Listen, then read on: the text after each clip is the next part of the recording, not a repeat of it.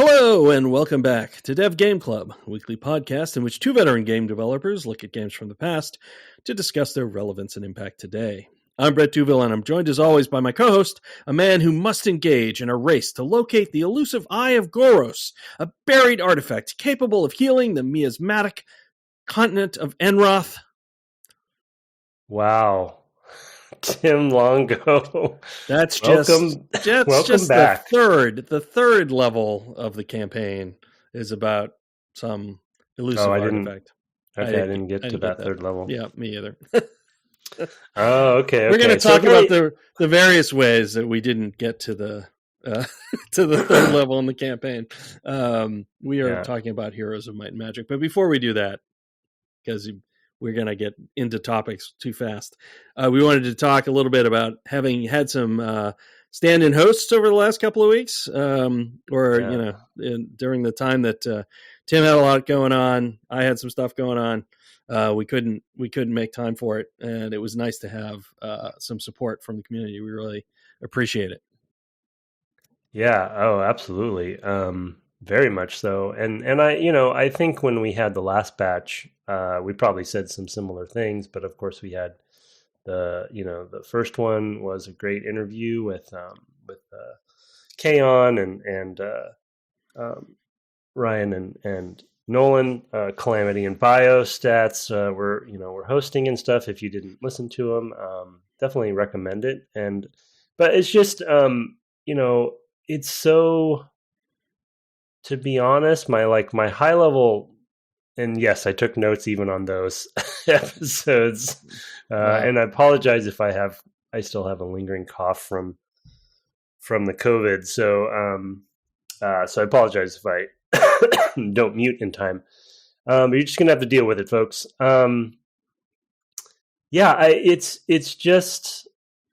It's not to get cheesy or anything, but it's just inspiring to hear people who listen to this podcast do their own podcast and then talk about this podcast, but then also talk about games and what inspires them about games. And Kaon's history is so interesting, and his streams so cool, and of course, because they're interviewing him, I'm listening and finding out things about his whole journey that I didn't know. Right. I mainly, once we did the charity, I got kind of more tapped into what he's been doing. But before that, I unfortunately, and I apologize, Kaon, I hadn't been as aware of the journey. And so it's just great to meet people in the community where we're all sharing common hobbies and passions and the things that we like. So I don't know, we've said this time and time again, but we never really knew we still don't really know what we're doing. And we just started this, and here we are. And then I don't know, I get inspired and even just a little kind of, emotional about it, because that's who I am, I guess. It was COVID. Yeah, exactly. Yeah, I don't know who I am actually. So that was a great episode. I loved, again, hearing the details about people, both and of Bio and Calamity as well. Right, they shared some of their own perspectives on stuff, just like the previous ones. And I have a deep regret about Megaman, and Kaon put a fine point on it in that episode. And I do agree with him. I think we both agree. I don't know what we can do about it per se, other than taking, and after listening, I mean, he's so passionate, and then hearing about his son too, Megaman's son, which was also Megaman Jr.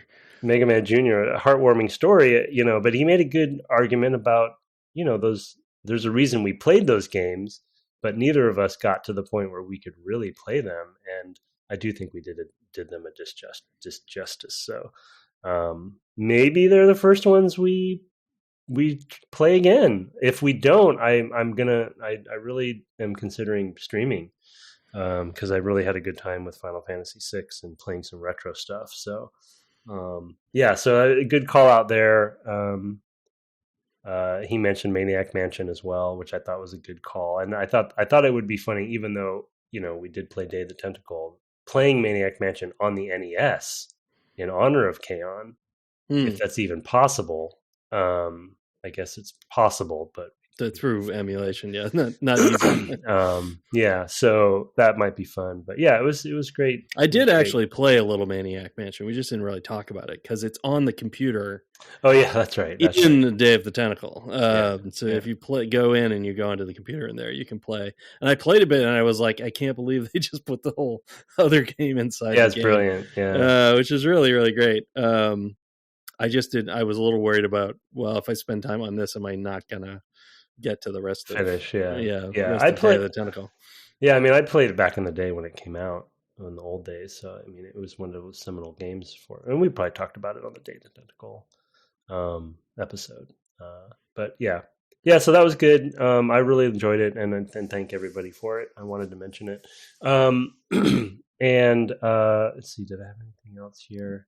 The other one was the Final Fantasy. Yeah. Before I go to that, though, he also mentioned shmups and run and guns, and I think both of us have thought and talked about those, especially Contra. But I will say, after the charity event and watching him play Contra, I think it was Contra, speedrunning it basically. Like, yeah. I mean, we do need to play something of that ilk. And he mentioned the Cuphead sort of legacy, which I think is a great call. That would be a good bonus episode, because I actually do. I've never played Cuphead, and I do want to play it, or at least some of it. I don't think I'll get far. But just like Megaman, like Contra scares the hell out of me after watching him play. And I think he sometimes is a little too humble about his skills. Because the stuff he played during the charity events was humbling. And I learned a lot about sort of like, speedrunning and stuff from I mean, with those games specifically, the Contras of the world, I've just never been remotely good at them. And I despair of thinking about being able to get through any of it. Because I remember playing some, I think it was called Shattered Steel, maybe Contra 4, which had a co-op mode with Andrew Kermsey. And we didn't get past like the second or third screen. I mean, it was just like, it was embarrassingly bad. And we played it for like 2 hours, and we're like, yeah, I think this isn't for us. Andrew doesn't have the patience. Yeah, well, but I don't have the my hands are not getting younger. That's my concern. Right? So. I mean, we're not to get into a game we haven't played yet, but I think, to his point, just to support him some, I agree with you. I think both of us are scared for that reason, similar to Mega Man in a kind of some similar ways, but also obviously not the exact same game. But he made good points about because when I watched him play for the charity event, I had forgotten how when you know how to play, it's actually not that long. And the it's like, I don't know, whatever. It's a half-hour game or something. I don't know how long it took him. It's not long, right? Under an hour, I feel like, if you know what you're doing and you're speeding it. Yeah, it's like full throttle length.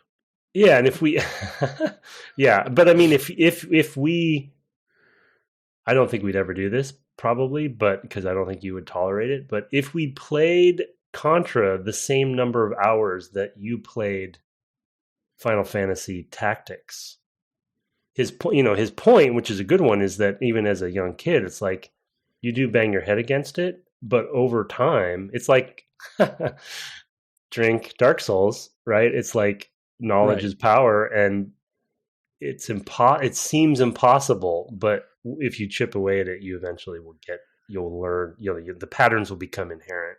So anyway, I mean, we're over talking it, but it was good. It was good. I know that is true, but I also know that I just get bored. I just I don't want to do it again. I get to that point of, I have a hard time getting past that point of frustration at this stage of my gaming career.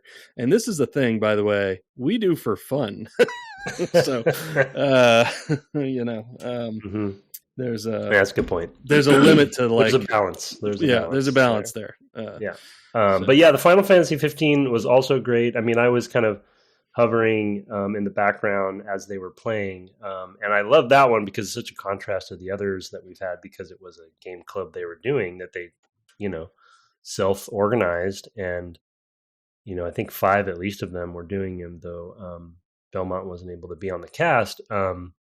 But the thing I really enjoyed about that, because they even, Kaon mentioned hearing about our Final Fantasy 9 series from Jason Schreier, right? And that was thank goodness, thank you, Jason. Yeah, thank goodness for that, his new book that comes out in a few weeks. About the Blizzard. Exactly. Play Nice: The Rise and Fall of Blizzard Software. Yeah, Rise, Fall, and Future, of Blizzard Entertainment. Yeah, I can't wait for that. That's really interesting. It's a good book. He actually was kind enough to send a digital copy to me, and I can recommend it again. So it's really interesting. But thank goodness he mentioned the podcast way back when, because that was definitely an entrance point for a lot of people. But I only bring it up in the Final Fantasy 15 because I'm trying to think of the other Discord podcasts, how much that came up, but because I'm playing Final Fantasy 6 right now, and because we did 9, and they were talking on the other episode about that being an entrance point for a lot of people, and we know especially people like Mark and stuff are really such a huge Calamity and everybody Lost Lake are such huge Final Fantasy fans. It was really refreshing to hear people talk about Final Fantasy that were not us. I know you are too, and the series well, and we make, I think, a good contrast, because I am like the opposite, and slowly growing a new appreciation for it myself.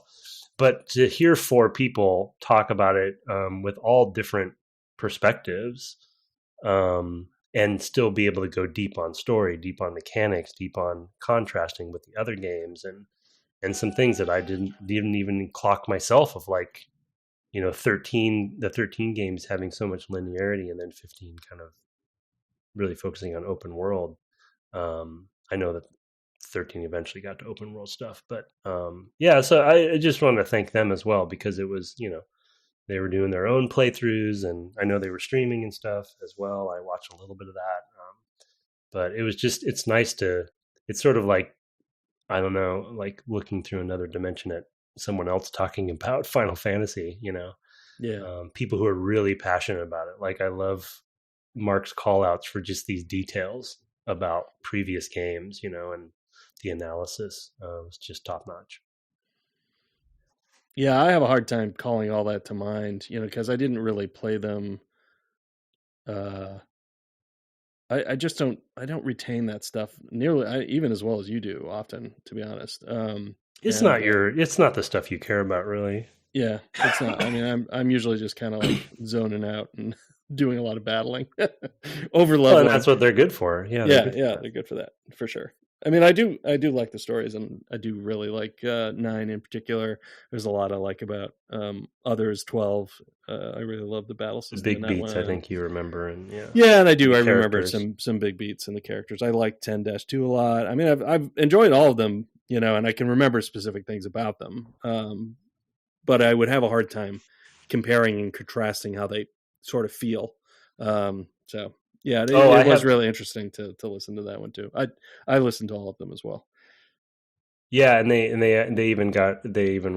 were able to thread in Metal Gear Solid V, because of the timeliness of it, which I thought was a nice. Obviously, I appreciate that.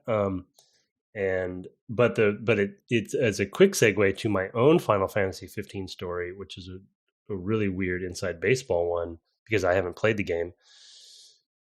Probably nor will I, but when I was back at Crystal Dynamics working on the Tomb Raider reboot, and Square had purchased IDOS, that team, the original team for Final Fantasy 15, when it was like, I think it was like Codename Black or something like that. It was like way back before the leadership changes happened. So that was like, I don't know, 2000, 7, something like 7, that. yeah, something like long that, time 7, ago. 8, around there. So we were introduced to them, and we met them actually when we went over to Tokyo to pitch, Tomb Raider and talk about things like trailers and stuff. And so we met them, and we're like, oh, they're working on the new thing. It's all hush hush and blah blah blah. That was back then. Right. Then the game eventually comes out. Then when I was at 343 working on Halo Infinite, and we were in pre-production at the time. The team that shipped Final Fantasy 15 came and visited just to kind of like meet 343 people because of Halo or whatever, right? And so it was like, but in between that, I had worked on 2 other games. yeah. So like a total of 4 games for when I met them just by chance in their pre-production, and then post launch, 4 games I worked on. Wow.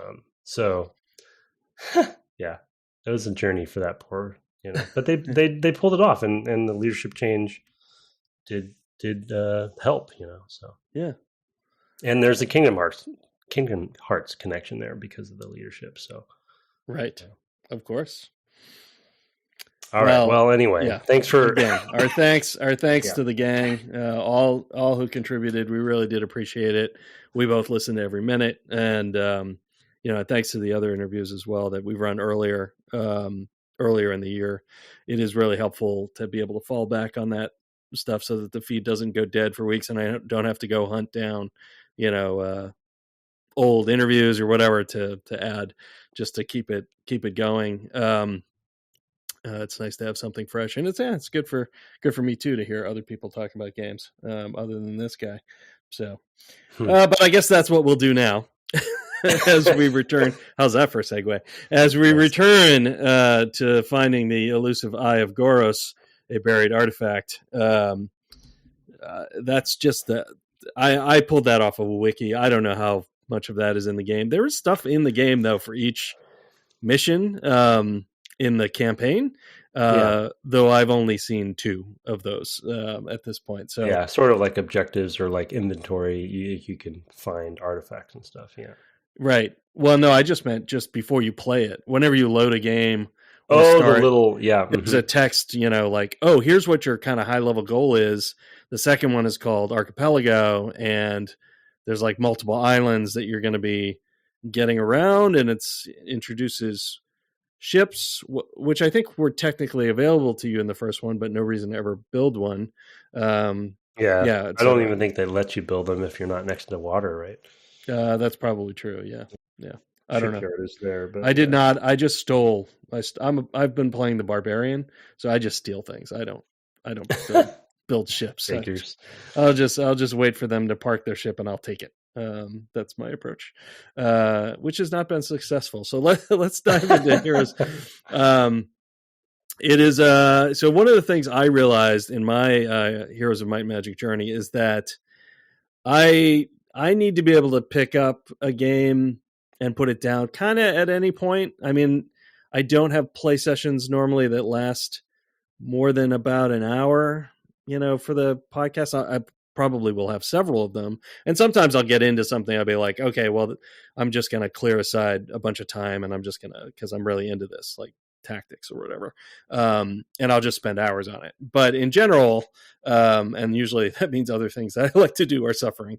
But in general, I'm trying to get in hour or 2 hour chunks. And for me, that is not nearly enough to defeat a campaign level. The first one probably was pushing that maybe towards 3 hours for me, because I'll do things and I'll be like, oh, well, that didn't work out. And I'll roll back like that was catastrophic. So I'll, and I save every few turns basically. And, just have this huge directory full of saves. And I'm just like, okay, this is 2-13. This is 2-14. And sometimes I'm even like, wow, I think I just have spent several turns going the wrong direction. So now I have to go back, a couple of saves, even from my most recent one, to build up a bigger army again. And at that point, my strategy falls apart because I can't remember what my concerns were and kind of what I did. Yeah.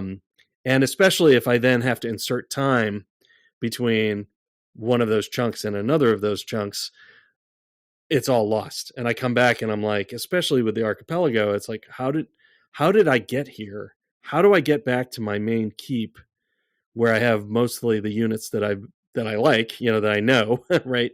My barbarian troops versus, there's like a gates that like teleport you, but there's also the ships. And I'd just be like, I have no idea how to get back there, period. Never mind quickly. So I would just be kind of, I'm on this island now. And if I go through this gate, it takes me to another island, but I don't think that's the one I want. Yeah. So I just spent all this time just trying to reorient myself. And meanwhile, the other remaining heroes are just marching all over my lands, taking all the things I had, and I'm getting fewer and fewer resources to work with. And it's just a spiral of failure. That's really just like, I don't have the context of the game in my head anymore. And I can't see enough of the game to understand what I was doing or what the connection, how I was connected. Need to take notes. I just can't see taking notes about a board game, I think is the other part of it. So we'll get into the board game of it all, but that's kind of what's happened to me as far as not getting too far in the campaign. What was your approach? Well, I similar sort of trials and tribulations with the campaign. I also didn't get to the third one for sure. And what I saw was a little bit of a worry of the time that you're talking about, the time sink part of it, and the opacity of the game in general. But also I could see my campaign really tanking despite my save games. Like I just wasn't gaining the ground that I needed to. And to be honest, for the podcast, I felt like I needed to see more of a full arc of a game. Like more of a microcosm of it, versus the campaign, which yes, each scenario is technically a map, right? Right.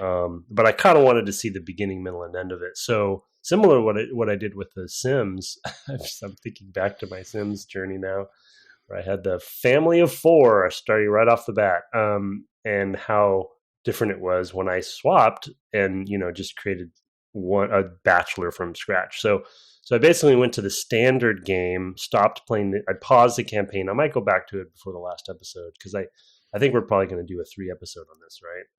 That was the plan. Last one. Yeah. So I might go back to the campaign, but I basically started a standard game from scratch, and fool around with some of the settings there. Kind of dialed some of it down. I don't think I have a full set of opponents. So it's like fewer variables. I think it's a smaller map maybe too. Because I wanted to see each phase, right? I wanted to get to the end game kind of a match to feel like I'm going to win, because the campaign seems very long. Like there's going to be a lot of maps, and you win when you move to the next one, kind of, but you know what I mean? Right. So I went the opposite direction and started a standard game, which doesn't have any story or anything, right? It's just the pieces, which was good. It was actually quite fun for me because I did a similar thing with Dwarf Fortress too. When I got overwhelmed, I was like, okay, this is too much. I'm going to like constrict, right? So I can kind of see everything very distilled down. And so that's been kind of enjoyable because it's a fresh start. I know a lot more about the game. The stories, the sort of like emergent stories aren't as interesting, I think. But what I have noticed on this map so far is that I guess the way I just would describe it is that it's like denser, maybe because the map is smaller, but like in any given fog of war, radius that I can see, there's a lot of things there like going on that I can do, versus my memory of the campaign is it was a lot more kind of spread out, maybe because there were more opponents or something, so they might have some sort of balancing thing there. I forget how many I have in my standard game, but it's not all 4 of them. So it was just been enjoyable because it's like I feel like I always have something to do. To your point, I don't think I have a good plan, and I don't know if I'm going to win this particular game I've started. But I at least feel like I'm doing something every turn, and I have because it's like not far to get to the next thing. And so, yeah, that's been enjoyable. So the campaign is just daunting, to be honest. And when I'm assuming when you start a standard game, it allows you to pick the map that you want to play on. And I look at the map list, and I'm kind of assuming that map list is the map list they use for the campaign. I would think so, yeah. The names of them kind of seem like they're like, like the archipelago, that, they're important places. But that list is long. If that is true, that there's right. I think there's probably more for the standard game than for the campaign. Maybe so. Maybe they strung those together or something. Right. But I've been really like, and this will also come up in the board game topic we'll hit, but the one thing I've appreciated about starting the standard game is seeing a new map, a third map basically. And like I'm impressed with how much the map does have a real big impact on the way that the map or the game will flow for you. Obviously mountains and things that Civ uses as well, to kind of change flow. But I assume with the standard game, probably placement is somewhat algorithmically done too, like whether there's a treasure there or what enemy squads are there or not. I can't imagine it's the same every time. I don't know about that. Really? So if I choose that map again and I start a new standard game, you might end up getting a different position on the map, but I wonder if the same stuff would be there. I don't know actually, so it's very hard. I mean, I'm just thinking of the era that right. It could really literally, it's kind of on the bubble for me. Could go either way. I don't know how they would make those decisions. I mean, they might just draw from a bag. But even then I'm like, well, yeah, then you might end up with too many. I don't know, maybe they do it kind of by sections or something like that, where you draw from a bag for a section, but you always get in a section, you get like a farmhouse and a mine and a, sulfur or whatever and a gem, whatever, maybe that's how they do it, is that there is some generation, but it's kind of very constrained. That's how I would probably do it at the time. It's like, hey, there's a region. Here are the places where things can go. Here are the things that they could be, and maybe there's one thing that's a wild card or something like that. That would probably be balanceable. It's the balance is the problem. That makes sense. Exactly. Yeah, because there's obviously they have to balance out sort of in concentric circles from where you start, right? So it's like you only can have peasant enemies, close by, and then it kind of goes out harder and harder. So they would have to have some sort of way to control that. Yeah, it's kind of fascinating. Yeah, and it again relates to the board game topic we'll hit probably momentarily. But yeah, I was happy because I definitely felt a bit of a slog and a sort of the doom coming in the campaign, despite my best efforts. Because I definitely was playing a little bit like I was playing XCOM back in the day, in that I was not, if I were playing for pure fun, I would not be as disposable with my units like I was when I played XCOM for this and then for this game as well. But if you are very like willy-nilly with your heroes and you're and kind of like not worried about losing them, I do think you're digging a hole for yourself that's very hard to get out of. I definitely get that sense as well. I think it's very, one of the things that I found really, kind of interesting when I started the campaign, I initially did the knight, the canonical character, and I played it and I was just not getting it. I was just having a hard time, even on that first map, knowing what to do. And I was like, you know what? I'm just going to switch and be the barbarian. And I think those characters actually play differently enough that was a really good choice for me. But I don't know if like a different character might be better for every campaign map, right? This is a big game with a lot, where again, it's the sort of thing where very deep. with a strategy guide, they might make suggestions for literally every level. Like, okay, well, this one, the first time you play it, you should pick whatever, the sorcerer or whatever, and then maybe try whatever, the knight, instead. And I just I don't have the time to dig into and figure that stuff out. So I just went and was like, well, I'll be a barbarian again, and the barbarian seems like it's much more on the attack, right? I mean, it's a simple, I'm a simple guy, I go and I hit stuff. That's my kind of approach.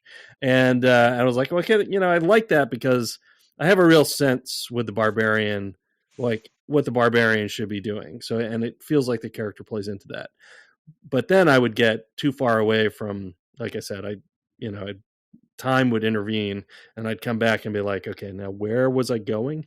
Like, where are they? And, and start losing track of things like that. So that really worked against me. And I don't think that the game's, I don't think the game is helping.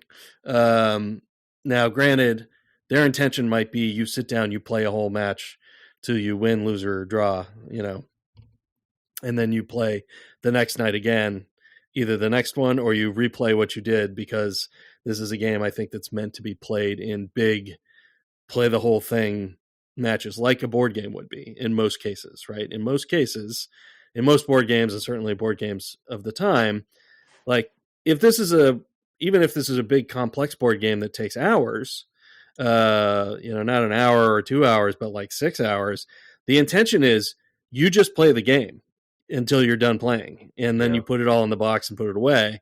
And it feels like this is really that aesthetic. But on the other hand, it also doesn't have a lot of the affordances and visibility that I think, and transparency that board games have. I once saw Soren Johnson, who we've interviewed on the cast for Civ, gave a talk. I think it was at Practice back in like 2014 kind of era. And he talked about the most important thing in a board game is clarity. You have to know, this is coming from a Civ designer, like you have to know what are the odds of different strategies working, and you have to be able to look and say, well, it's going to take me this long and this many resources and this whatever to do this thing I want to do. And this game, in even the smallest little decisions, doesn't present me with enough transparency for me to be able to read the board well. So, for example, you're mentioning the farmhouses with the peasants that are nearby. I have had peasant farmhouses that I save the game, attack the farmhouse, and they fight back. And it doesn't go great. And I'm like, well, that's annoying. Let me see, because often I'm still learning the units as well. So it's like, oh, I didn't know this unit only moved this fast. Maybe I don't want as many of that unit, whatever. So I'm like making decisions, but then I would reload and I would find that if I came one turn later with maybe slightly more units, they would just be like joining my party, and it's like, that's a big difference, and I can't judge it from the information that's in the game, which of those outcomes is going to happen or is more likely to happen. Like, I don't even know, is that a random number? Is that is there a weighting? Is it, is it 90% likely? Is it 10% likely? Was I just unlucky? Like, I have no idea. And there's no, and that sort of transparency, I think, would be more visible in most kind of board games. Like, oh, you can, even in XCOM, like you can expect that you have a 60% chance you're going to hit. Like, even that is like too granular for me, to my personal taste, but like you can work with that.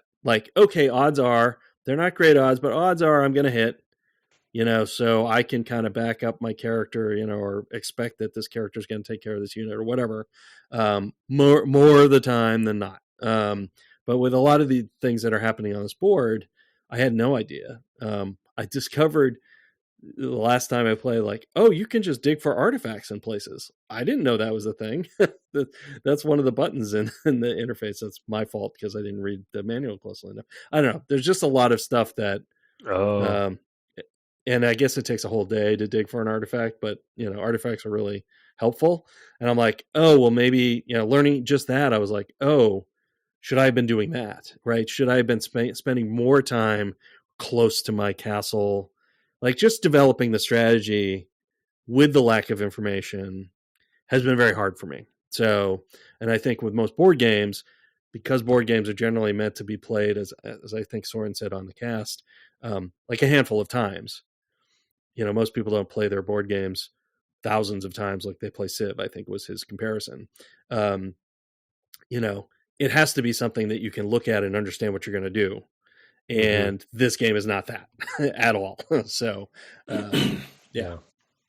Yeah, there's an extreme depth here that I just did not anticipate. And again, we've brought up, I think, XCOM a few times because of the turn-based, sort of aspect of the combat and stuff, which is such a like a contrast of the era, the two games, because they both like the written one sentence has a lot of similarities to the two games, right? Because of the combat, turn-based, whatever, tactical, positional, but they could not be more different. They both have space economy, right? The view is different, but if you didn't look at a screenshot, you wouldn't know that. So it's just very like, even like positional, positional approach to your tactics matters. Flanking, it's just, there's a lot even in just the tactical mode that I was really surprised about.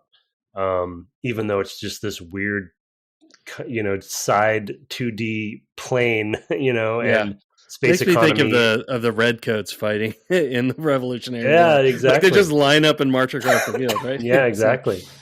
Yeah, but there's still a turn-based thing, right? And there's still like the amount of movement that you have, or the spells kind of add in some additional stuff. So it's just sort of, you look at it. If you look at it as a screenshot, it looks very simple.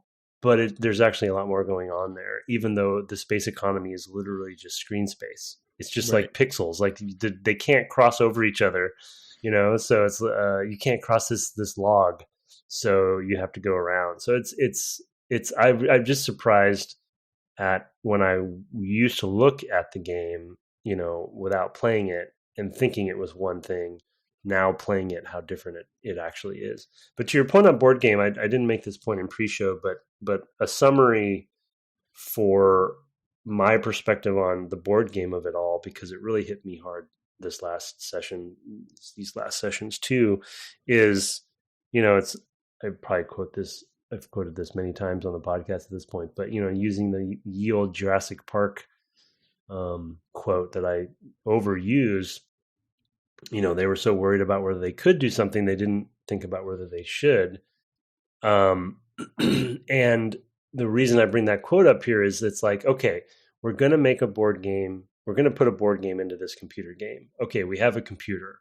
So now we can do all sorts of things with the computer, right? We can make things more complex. We can have menus, whatever menus we want. And so my segue here, which will come back in takeaways next episode, that I didn't anticipate coming from this game, is that sense of, it hits usability, it hits the clarity you're talking about that board games need. And the sort of, it really does come down to usability of like, just because you have this power in a computer, in a PC, doesn't mean you should use it to the fullest extent, or you have to really think about how you're going to use it. Because yes, you can put as many buttons on screen as you want. You can put as many menus as you want. You can add this puzzle feature that when you find these, I'm not even sure what, I haven't completed a puzzle yet. They're So, obelisks, I found the obelisk, but I don't know what that is if you find all the obelisks, it basically gives you a section of map to tell you where the ultimate artifact is.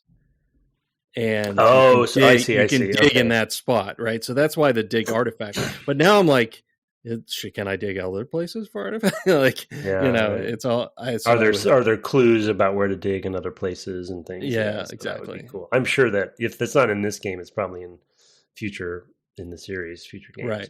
Right. But yeah, it's just like, it does feel like, and we talked about sort of, you talked about the legacy board games that this is not not the quote unquote legacy games, but because that's now a thing. But the legacy of these kinds of board games, and they're like you sit down at a table with your friends and you play for 8 hours straight. It's like there's a whole thing about those games, right? And they've been there from the beginning, and I'm sure. And you should tell your anecdote about playing regular Might and Magic as well, because I think from a franchise perspective, I think that there's an identity here with that. This is very clear in this game, and it sounds like it's clear in what you played, and it's definitely clear in what I watched Kaon play on the NES, where it's like Might and Magic's thing is like opacity and complexity. Yeah, it's like this is what we do, even in this tactical strategy game. Combo, it's like depth, it's like what are the pillars? Depth, and simulating a very complex board game, but then also putting too many things behind barriers. And people love that stuff. There's an audience for that, and there's an audience for, okay, this is very opaque. I can't wait to figure it out and spend 8 hours doing it. So I don't know. I mean, wrongly, of course, I went in just thinking this was a totally different kind of game than it ended up being for me. And it's in a way, especially for the podcast, I'm happily surprised about that. Right? I'm not as happy because it's hard to make progress for the podcast. Yeah, but I'm happy in that it's unexpected to me, and I'm learning a lot from it. Yeah, I mean, I do want to say, like, I don't think that. By any means, don't think that this is a bad game. So no. Because I think people might take what I'm saying in that way. I think it probably would have fit my life differently. Like if I had this in grad school, if I played this in grad school, when I did have buckets of time, like if I wanted to just like, I'm going to spend 6 hours today playing a board game, I could do that. Maybe you underestimated it. Is that a way to put it? Rather than like you don't. I did really underestimate what this. For me, I did. Was going to be. Yeah, for sure. And to the Might and Magic point, I did play. I went back and played some of quite a bit of one. Well, I played quite a lot of time with one, which was much easier to pick up and put down. And also, I was making maps, which I love. And then I did play just a tiny bit of 5. I don't think I even left the sort of first town because I kind of looked at it. I was like, oh, this is the same thing as 1. Really, it's just much prettier. And there were some UI kind of quirks that I didn't love that just made it kind of harder. Like a lot more like moving my hands from keyboard to mouse. Whereas with the original, it's like, it's all keyboard. Like you just do the keyboard. So I love playing that. I love that. So I love just doing one or the other. I hate like switching and having to move my hands. It's like, I just want to hold the controller. Or I just want to be on the keyboard, but having to move back and forth all the time drives me crazy. So anyway, I played a bunch of 1, and what I found was, or a bunch of time in 1, what I found was there was a point at which I had explored a fair amount of map kind of near where I started. So you start in a town, and I kind of figured out all the places in the town, and like, oh, there's a dungeon beneath the town. Kind of explored all of that, and then I went kind of out of the town, and I know from the, from the instructions, like that there's 5 towns. You can basically go, and the way you save your game is you just check in at an inn at one of the 5 towns. Towns A, B, C, D, and E. I don't remember the names, but and so there was a point at which I'm like, okay, well, I'm clearly supposed to go around to all these towns. However, I don't really know where I should be kind of going next. So I had found like a castle nearby that I could go in, but there was a point at which I couldn't go past the guards. They would kind of throw me out. I didn't know why. There was a cave I found, but there were enemies in there that were there were enemies I couldn't beat in that. And I kind of explored the spaces that I could, and even then would kind of occasionally run across wandering monsters. A lot of wandering monsters in these games. There's all this forest, and I kept exploring that. but I wasn't finding other places to go. There was a desert that as soon as I walked into it, I pretty much died like 2 turns later of thirst. So I kept like kind of pushing at the boundaries of the maps that I had, and I just didn't know what I should be doing, like other than that. And it was difficult enough that even just doing that became hard, because as soon as I got far enough from the town, I didn't know if I was heading towards another town. And that meant at a certain point, I'd have to turn back, or I'd lose all, the experience like that I had, accrued, or I'd die, in which case it just basically resets to the last place you saved in town. And I would lose that anyway. So it's like, I didn't know what to do. And so like that, it was a similar passing. Now, it's a much older game. And again, it was all keyboard. It's basically all kind of text looking, except for the sort of first person view, but like all the interface is text, all the description of what's happening in combat is text, etc. It looks like an Apple II, like wizardry or something from 1982 or whatever. But without a sense of where I should be pushing forward, and that made it really challenging. So I think it maybe is kind of part of the aesthetic, that there's an exploration in both of these of all the systems, in the case of the board gamey one, or just like the massive amount of space, that you can navigate. Like I was discovering there was a point at which in the Might and Magic 1 that I was like, oh, this art outside I thought was impassable. It's impassable sometimes. I'm like, oh man, like I wasn't keeping track. I was just using solid lines because I thought, well, I can't go through these. But sometimes this art I actually can go through, but then I can't come back. Or sometimes I can go through it and I can't come back. I was like, oh my God, like even what I had seen, like, oh, I thought this image means impassable. This image means passable. It was like trees versus mountains. And then there was another one that was kind of in between. And in both the trees and the in-between one, sometimes they were passable and sometimes they weren't. And I kind of was like, or sometimes in the forest, I guess you couldn't come back. I was just like, I don't know what to do. There's a layer here of time invested in like mapping literally every exit of every square. Yeah. To determine whether you can go and what will happen when you go, whether you'll be able to come back. And like, it gets really, really hard. And it was a spell to tell you where you are, like on the grid, which is helpful, especially when you go down a slide or get teleported or whatever. But it was just daunting at a certain point of like, oh, I might have missed something because I didn't read it well, because it wasn't very clear. There's that opacity. And it feels very of a piece in that way. Sorry, that was very long-winded.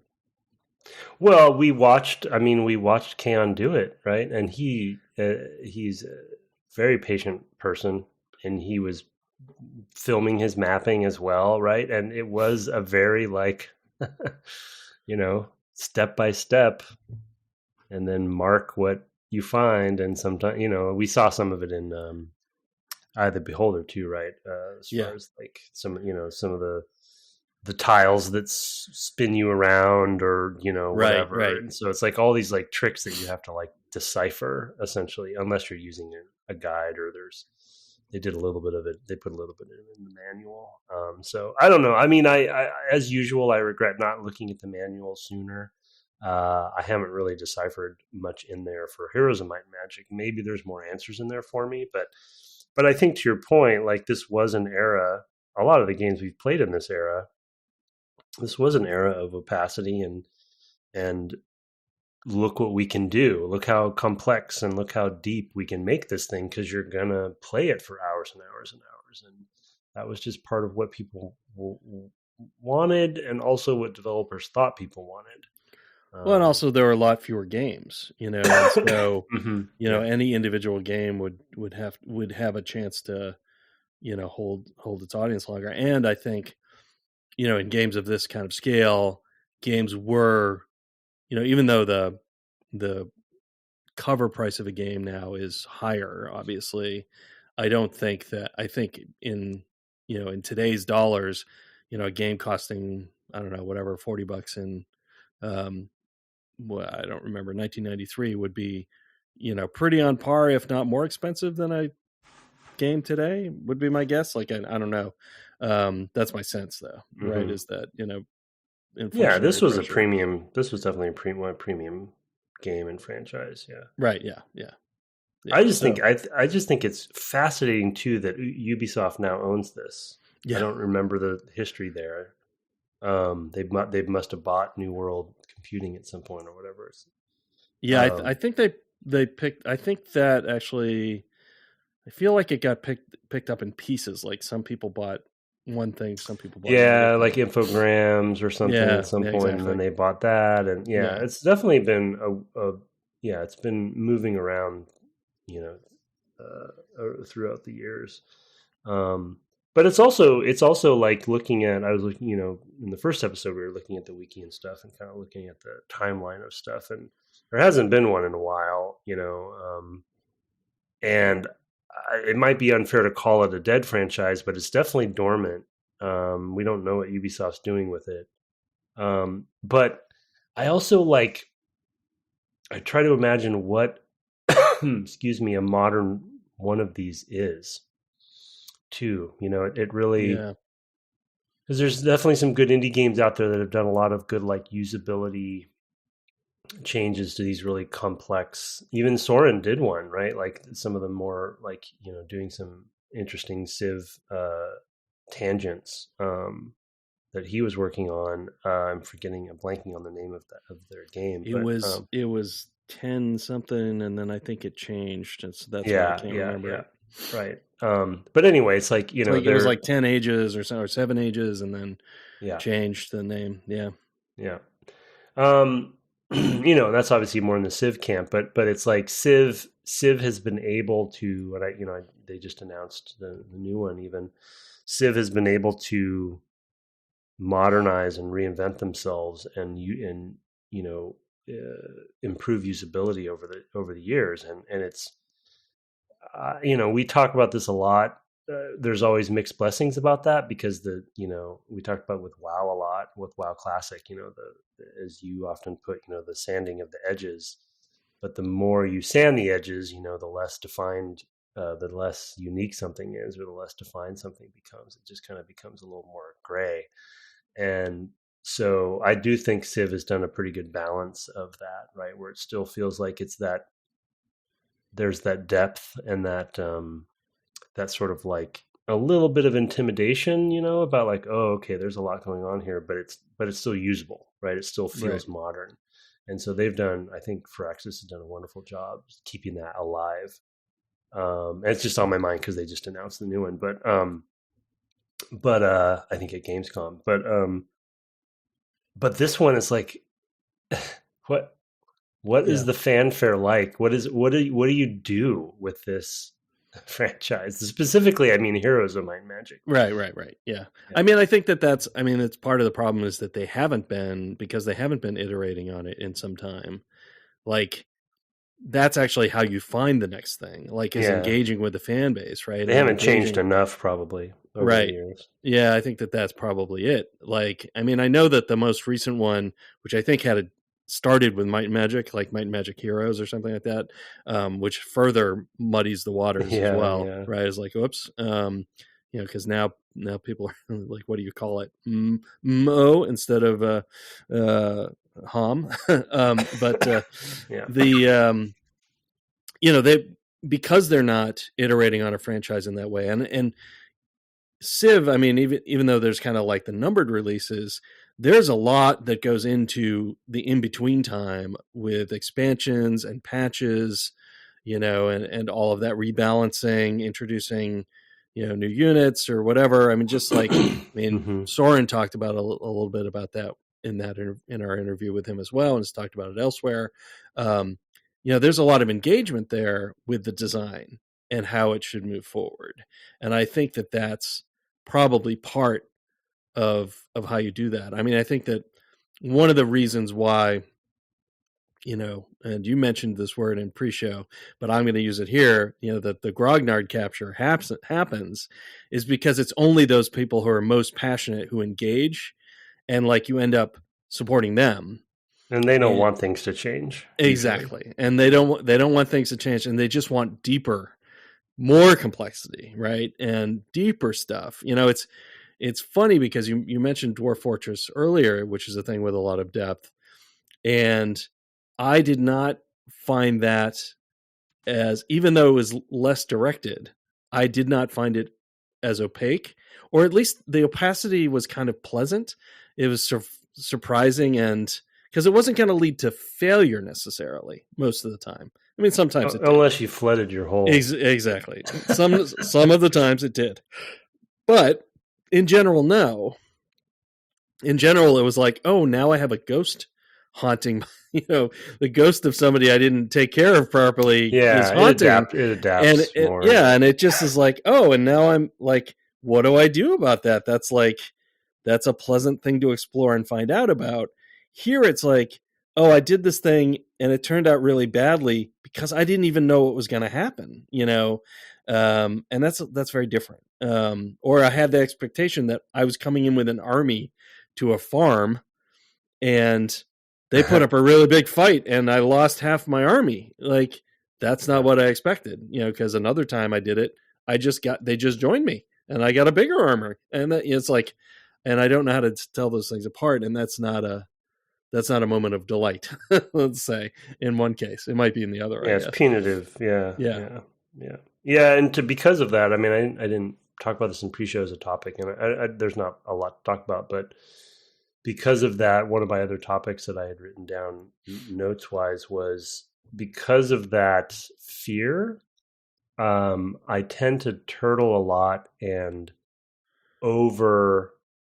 like I will just burn days down so I can get my population back up so I can fill my army, Right. So I overcompensate because I don't know how strong I don't ever know how strong my army is compared to who I'm going to fight. So I just overdo it. I do this a lot in RTSs as well, where I just kind of turtle, I build up, and I have an overwhelming army that there's no way I'm going to lose because I don't know what's out there. But it's just a weird feeling in this game because I'm just that's how I play burning days. Yeah, no, that's true. Yeah, that's how you, as opposed to myself banging my head against the wall. It's and the thing I like about to bring it, I guess, to connect it again or to bring up XCOM again, the thing I like about XCOM as a model, a design model for turn-based tactical kind of game, even though this kind of has both, is that you can't really do that, right? Like you can sort of, because of the procedural generated map nature of it, it kind of scales with you to some degree or something, and you can obviously outfit your crew, and you can kind of be pretty prepared, but it's not like this or an RTS where you can just keep adding to the numbers, right? You only can take so many people in your ship. Right. And so it really comes down to the skill of the natural limiting. Yeah. Yeah. But here it's like, I could just keep burning days, and I guess they will eventually also build up, but it just feels weird to me to do that because I just want more population. So I want to just fill up the numbers before I leave. So again, I haven't really been that successful, so it's probably not the best way to do it, but because you also need to take resources to make sure that that's the important thing, is that because at a certain point they will greatly outstrip you because they'll have all the gold on the map. Yeah, right? exactly. They've got all these gold mines that are producing an extra 1,000 a day or whatever, and you're just sort of piddling away with whatever the city allocation is, and then you're in real trouble. Yeah, I mean, it's tough. I mean, you have a real advantage, I think, as a city defending, right? Because all of your units are behind walls and only the ranged units can attack. And they're ranged, like their ballista or whatever, or I guess it's catapult, is taking down walls, while your automated attack, which I don't actually know what it is because think it's visible, but it's able to just target enemies. And so it's just shooting enemies. So you're just kind of, I think you have an advantage to defend, which is another thing that would happen to me a lot, is that I would kind of like, I took this town and I left a small garrison there, but it obviously wasn't enough. And so I turn around and it's like, oh, now they're there again. And I go in and I'm like, well, I'll just retake it. And they've just massively garrisoned forces there. And I just get wiped. And I'm like, oh, man, and so like how much to garrison is, it's how much to garrison problem. And how slowly to try to take additional holds, should I be going? What is the pace I should be going? It's all very tricky. It does definitely feel like it has a fan base that it serves, and the depth probably serves very well. Like, because I've played Avalon Hill games. I mean, not a long time, but back, like I said, in grad school, that was the thing we like to do, is play some of these very complex, like 10-hour games where you're just like, I mean, I didn't play that often, but I would occasionally play games like that. And I mean, there's a real pleasure to like coming up with a strategy and, marching your forces across, some poor enemy that you're going to have to, sit and have coffee with tomorrow. And, just mopping them up and just being like, but then, somebody else would turn around and backstab you and you'd be like, no, so it's like, I mean, you could definitely see all of those things happening too. But there was real kind of pleasure, but you could also see like, I can see I've got the goods, right? I can see looking like I've seen what he's been doing.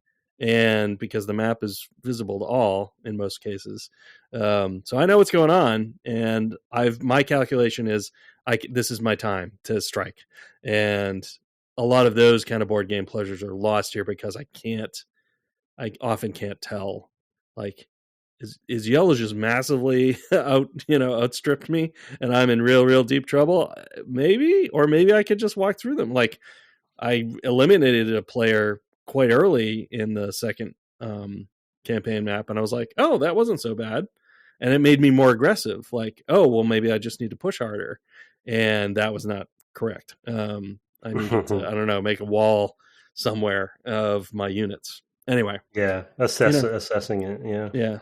It is the sort of thing that I could definitely see at a different time in my life really getting into. There's that magical time that you get over that hump, right? We talk about it with many of the games we play, where you're like, you have the early friction that feels kind of intimidating and kind of overwhelming and impossible. I mean, again, we've already mentioned Dark Souls too many times, but even with XCOM, it's like and I still am so bummed that I lost those saves, but I felt that eventually for those saves that I did get to, because I was on my way to Mars, and I felt like I earned it, and the early matches, the early games were really rough, and I did lose people, and I felt like I remembered the punishing nature of that game.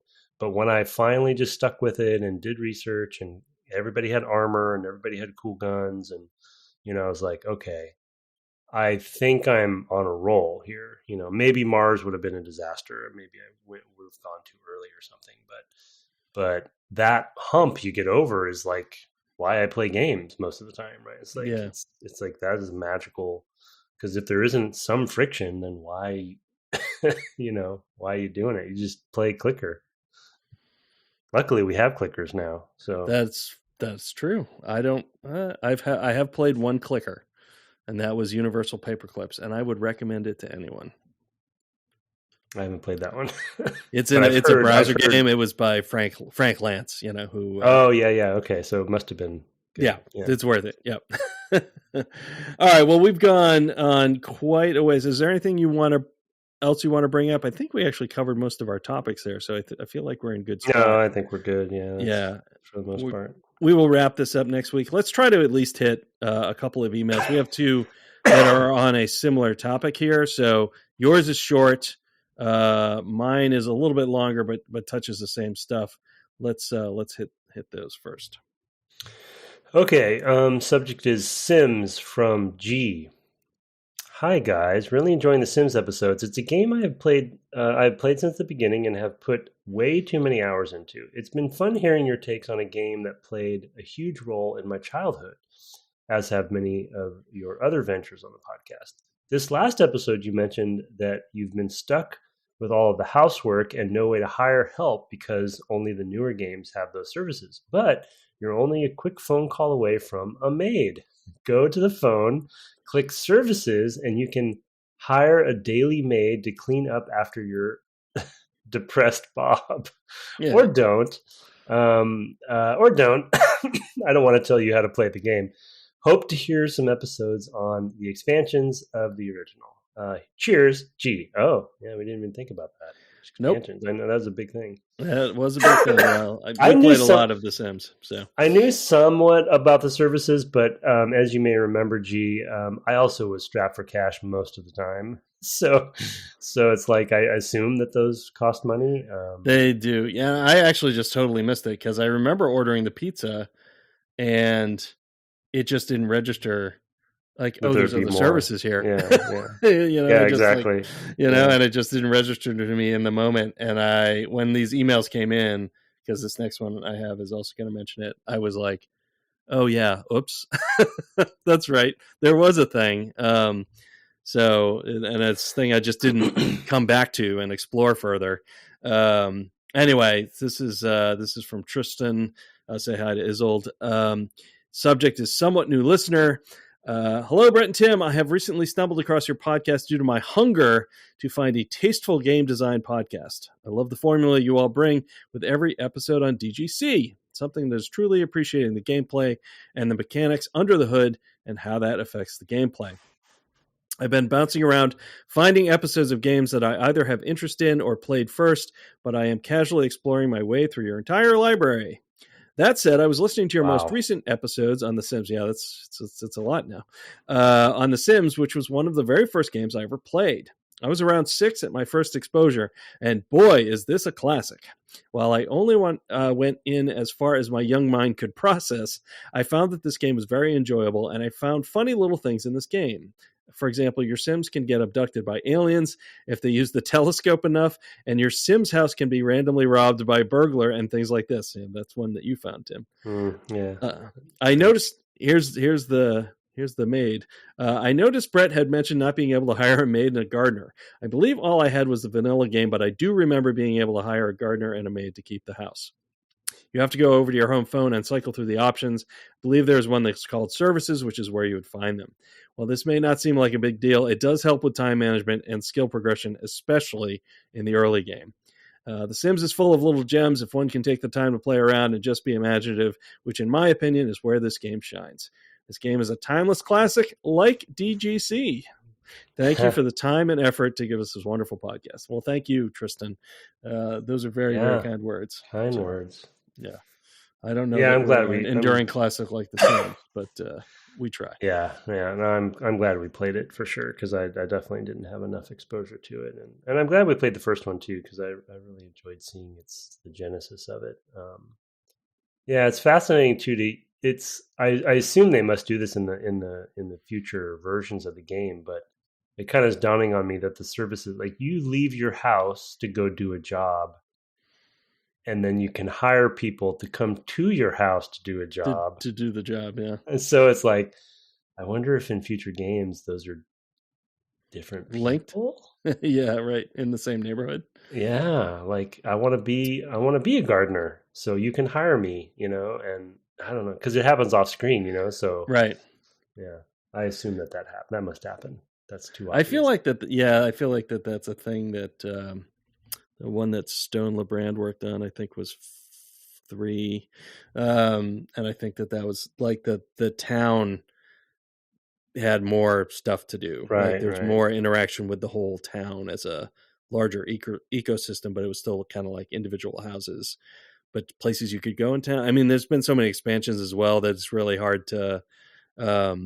I mean, going to a restaurant, right? Like, yeah, I'm sure that's a thing, right? And of course, in the neighborhood. So it was the neighborhoods of the first one are definitely, you know, very Spartan. So it's kind of exciting to know that this franchise, that game series did keep going, because all they could, you know, they could just add anything, you know, they just keep adding to it. Right. So. And again, you know, as something I mentioned this episode, really interacting with, you know, a different audience, a wider audience that kept growing and stuff like that. Right. And I think that really helps. Well, we enjoy interacting with our audience at devgameclub@gmail.com. Thanks for sending those in. We have more. I'm sorry that we're a little bit backed up, but it's been, you know, we've been kind of off the air, and so we haven't been able to catch up. We may do a mailbag at some point just to sweep it all. But thanks for sending them in, and we really do appreciate it. Let me find my outro. Let's see. We also love to get your reviews, and haven't had one in a minute. I always check them before the cast. We love to read them out on the air. If you're doing them somewhere else, like, I don't know, Spotify or something, just let us know. You can find us on the web at devgameclub.com. We still have a Twitter until the end of September, but the real place to find us is on our Discord. There's a link in the show notes. Or you can watch my co-host twitching at twitch.tv/Tim Longo Jr. with a JR at the end.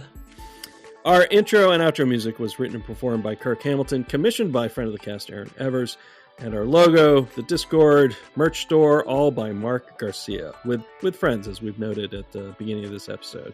Have fun switching back to the standard game this week, and good night. Good night.